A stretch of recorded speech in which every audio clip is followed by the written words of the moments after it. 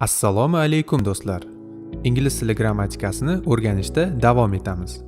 Bugungi mavzuyimiz present perfect, ya'ni hozirgi tugallangan zamon. Darsimiz davomida biz sizlar bilan present perfect zamonini ishlatish qoidalari va uning pozitiv shaklining tuzilishini ko'rib o'rganib chiqamiz.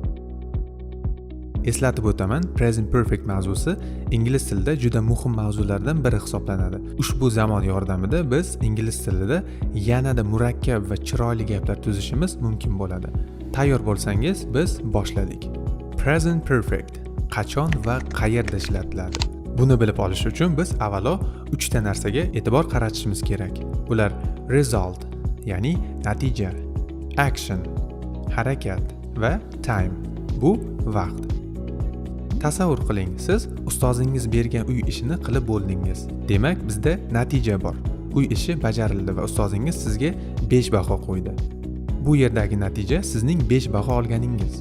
Sizda harakat bor, ya'ni uy ishi bajarilib bo'lindi. Lekin e'tibor bersangiz, bizda aniq vaqt yo'q. Present perfect zamonini qiziq tarafi ham shunda. Biz vaqt bilan ishlamaymiz. Misol uchun, esingizda bo'lsa, past simple zamonida biz aniq vaqt bilan gaplar tuzar edik. Present perfect zamonida vaqtning ahamiyati kam. Boshqa so'zlar bilan aytsak, present perfectda harakat qachondir boshlangan va hozirgi paytgacha tugatilgan va hozir bizda ushbu harakat bo'yicha aniq natija bor.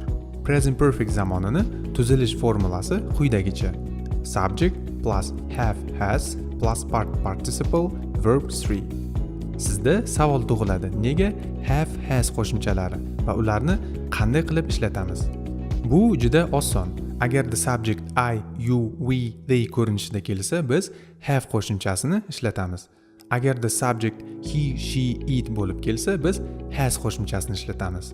Past participle haqida biz o'tgan video darsimizda gaplashgan edik.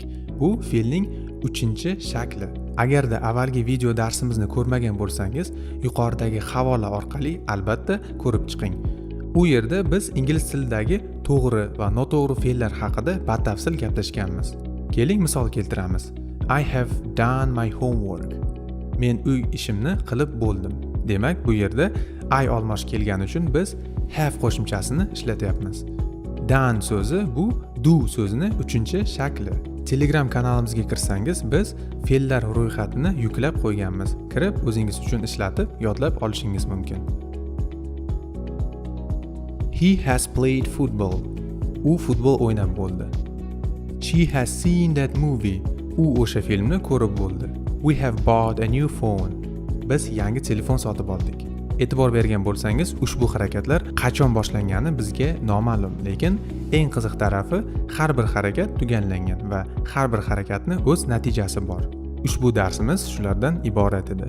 Present perfect mavzusidan hali yiroqlashmaymiz. Keyingi video darsimizda biz present perfect zamonida inkor va so'roq gap tuzishni o'rganib olamiz. Bizni Telegram va Instagram ijtimoiy tarmoqlarida kuzatib boring. Biz u yerda qiziqarli materiallarni joylab boramiz. Bizni kuzatishda davom eting. Xayr, salomat bo'ling.